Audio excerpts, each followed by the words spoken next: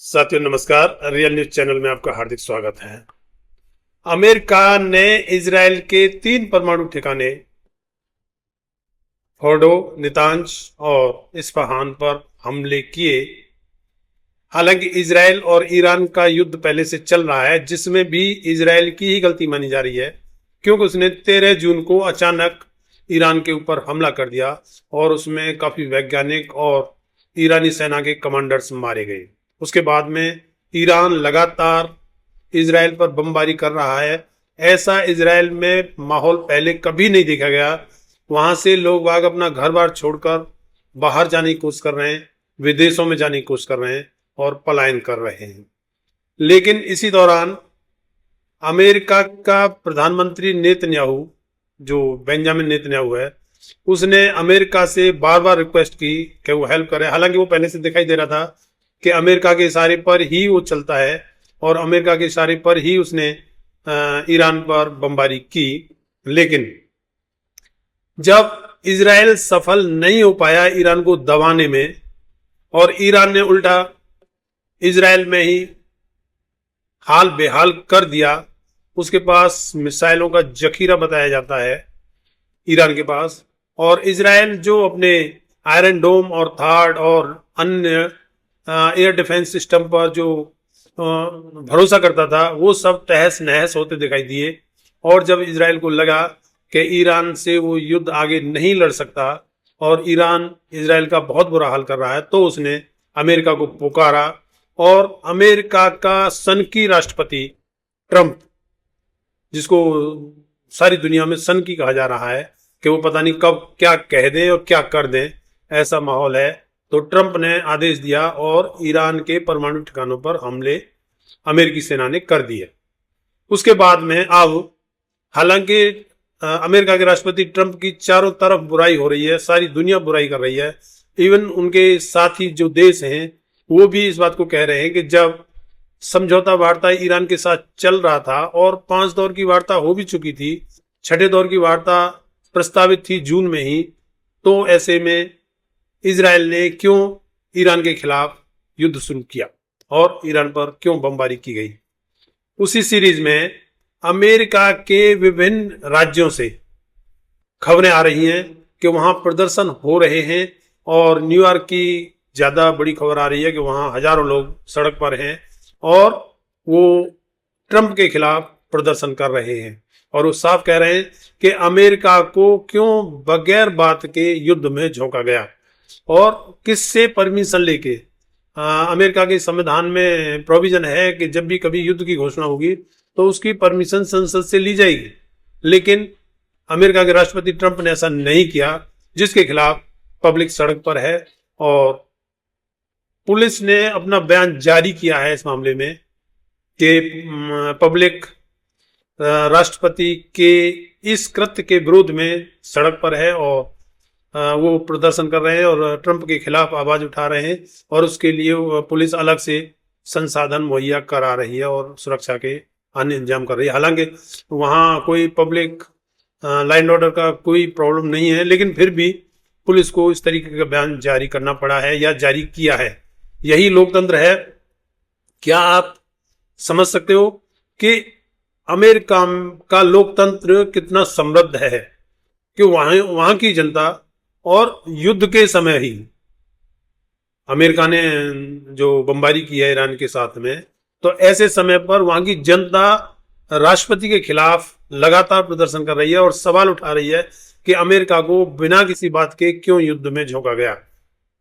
हालांकि सिर्फ जनता ही नहीं, वहां के कई सांसदों ने इस पर सवाल उठाए हैं और कहा है कि बिना कांग्रेस की परमिशन के, कांग्रेस वहां संसद को कहा जाता है, अमेरिका की संसद को कांग्रेस कहा जाता है, तो अमेरिका की संसद की बगैर परमिशन के युद्ध की घोषणा राष्ट्रपति ट्रंप ने कैसे कर दी। यह कृत्य, अमेरिकी राष्ट्रपति का यह कृत्य महाअभियोग का आधार बन सकता है। सांसद काजिया हैं, उन्होंने कहा है और भी कई सांसदों ने इस बारे में कहा है कि राष्ट्रपति ट्रंप के खिलाफ महाभियोग लाया जाना चाहिए और ट्रंप को हटाया जाना चाहिए। क्या आप किसी अन्य देश में इस तरीके की उम्मीद कर सकते हैं ज्यादातर देशों में, यहाँ तक कि भारत में भी अब तो ऐसा माहौल है कि अगर आप ऐसे समय पर कोई आवाज उठाते हो तो सरकार भी और कुछ भक्त भी, सरकार में बैठे लोगों के जो अंधभक्त हैं वो भी उस पर एकदम ऐसा माहौल बना देंगे कि पता ना कैसा कोई देश विरोधी काम कर दिया और देशद्रोही और पता नहीं क्या क्या कहने लगेंगे। तो अभी हमारे लोकतंत्र को जरूरत है कि लोकतंत्रात्मक विजन आए, जिससे कि जनता जिसको अपना नेता चुनती है उसके कामों पर नजर रख सके और उसको ये बता सके कि भाई आप ये गलत कर रहे हो, ये सही कर रहे हो। अभी हालांकि भारत में यही अवधारणा बनी हुई है कि 5 साल के लिए एक बार चुन के जिसको भेज दिया, अब वो उसकी मर्जी, वो जो भी करे। पब्लिक इसमें हार मान लेती है और वो जो चुने हुए प्रतिनिधि हैं वो क्या कर रहे हैं इस पर पब्लिक ज्यादा ध्यान नहीं देती है, जो लोकतंत्र के लिए अच्छी बात नहीं है। लोकतंत्र में ये जरूरी है कि जनता इतनी अवेयर हो कि अपने चुने हुए प्रतिनिधि के कामों पर नजर रख सके और उनको सही और गलत का आभास कराती रहे या कराया जाना चाहिए। तो इस तरीके से लोकतंत्र हमारा हालांकि स्थापित लोकतंत्र है और पहले भी हम अपने देश में माना जाता है कि गौतम बुद्ध के समय से ही देश में लोकतंत्र रहा है, लेकिन बीच में कुछ गड़बड़ हुई और अब कुछ गड़बड़ चल रही है। वरना भारत का लोकतंत्र मशहूर है और सबसे बड़ा लोकतंत्र भारत को माना जाता है। हालांकि बड़ा तो है ही, 140 करोड़ की जनता है जो वर्ल्ड में अपना एक बड़ा स्थान रखती है। तो ये हालात ये अमेरिका के न्यूयॉर्क से आ रहे हैं। न्यूयॉर्क की जनता का कहना है कि वो कह रहे हैं कि इजराइल को रेड कार्ड दिखाया जाना चाहिए। रेड कार्ड मतलब किसी को जब रेड कार्ड दिखाया जाता है तो उसको मतलब बाहर कर दिया जाता है। तो अमेरिका की जनता का कहना है कि इजराइल का साथ बिल्कुल नहीं देना चाहिए। इजराइल ने बिना किसी बात के ईरान पर बमबारी की, जिसके पलटवार में ईरान इजराइल में बमबारी कर रहा है और नुकसान जनता का हो रहा है, इजराइल की जनता का भी हो रहा है और उधर ईरान की भी जनता का हो रहा है।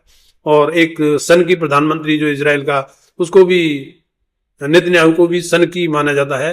तो ये दोनों गुरु चेले, इजराइल के प्रधानमंत्री नेतन्याहू और अमेरिका के राष्ट्रपति डोनाल्ड ट्रंप, दोनों को सन की माना जा रहा है। जैसा कि अमेरिका के राष्ट्रपति ने फैसला किया था कि हम 15 दिन बाद इसमें फैसला लेंगे और 2 हफ्ते बाद में इसका फैसला लेंगे, लेकिन 2 दिन बाद ही ईरान के परमाणु ठिकानों पर बमबारी कर दी। तो इस तरीके से झूठा भी माना जा रहा है। हालांकि एक अपने न्यूज चैनल पर, हमारे यूट्यूबर चैनल पर वो मजाक बना रहे थे। वो कह रहे थे कि हमारे देश के अंधभक्तों को राहत मिली है। बोले राहत क्या मिली है? कि अमेरिका के राष्ट्रपति ने 2 हफ्ते का टाइम देके 2 दिन बाद ही बम वर्षा कर दी। इसका मतलब वो इतने बड़े झूठे निकले। अब दुनिया में सबसे बड़े झूठे आदमी का नाम आएगा तो वो अमेरिका के राष्ट्रपति का आएगा और हमारे मोदी जी का तो कम से कम नहीं आएगा। तो इसलिए अंधभक्तों को राहत है। तो इस तरीके से खैर ये तो मजाक की बात है, लेकिन एक्चुअली जो लोकतंत्र की मजबूती के लिए जरूरी है, लोकतंत्र में जनता को अपनी आवाज उठाने का हक होता है। यही तो लोकतंत्र है। उसकी बातें वो क्या कह रही है, उसको क्या लग रहा है कि उसके चुने हुए प्रतिनिधि या सरकार क्या कर रहे हैं, गलत कर रहे हैं या सही कर रहे हैं, ये बात जनता ही तो बताएगी। और जनता को अगर आप बोलने नहीं दोगे, तरह तरह के प्रतिबंध लगा दोगे, तो फिर कैसे होगा? भारत में तकरीबन ऐसी अवधारणा बन चुकी है, जो लोगों का कहना है, जनता कहती है और दिखाई भी देता है कि सत्ता में बैठी पार्टी के लोग कोई प्रदर्शन करें, कुछ भी करें तो उनको मीडिया भी दिखाएगा और उनको करने की आजादी भी होगी और वो परमिशन लें ना लें, उनका सब कुछ जायज है। और अगर विपक्षी पार्टी कोई प्रदर्शन करती है या कोई आवाज उठाती है तो उसको तरह तरह से अवरुद्ध किया जाता है और उनके प्रदर्शन को होने नहीं दिया जाता है। परमिशन होने के बावजूद भी तरह तरह की विघ्न बाधाएं उसमें सरकार द्वारा या सरकार के प्रशासन द्वारा, सरकार के सारे प्रशासन के द्वारा वो अवरुद्ध पैदा किए जाते हैं। तो ये नहीं होना चाहिए। और अमेरिका की जनता को सलाम है कि अमेरिका ने ही बमबारी की और अमेरिका की जनता उसको गलत बता रही है और अपने ही राष्ट्रपति के खिलाफ प्रदर्शन कर रही है। तो इस तरीके से समृद्ध लोकतंत्र की विशेषता है, जिसमें सभी पक्षों को खुला रास्ता दिया जाता है कि अगर कोई गलत कर रहा है तो उसके खिलाफ कार्रवाई की जाती है, वरना जनता को पूरा अधिकार है कि वो अपनी आवाज उठाए। इसी का नाम लोकतंत्र है। इस वीडियो में इतना ही। पोस्ट अच्छी लगी हो तो चैनल को लाइक, सब्सक्राइब और कमेंट में अपनी राय जरूर दें। धन्यवाद। जय भीम।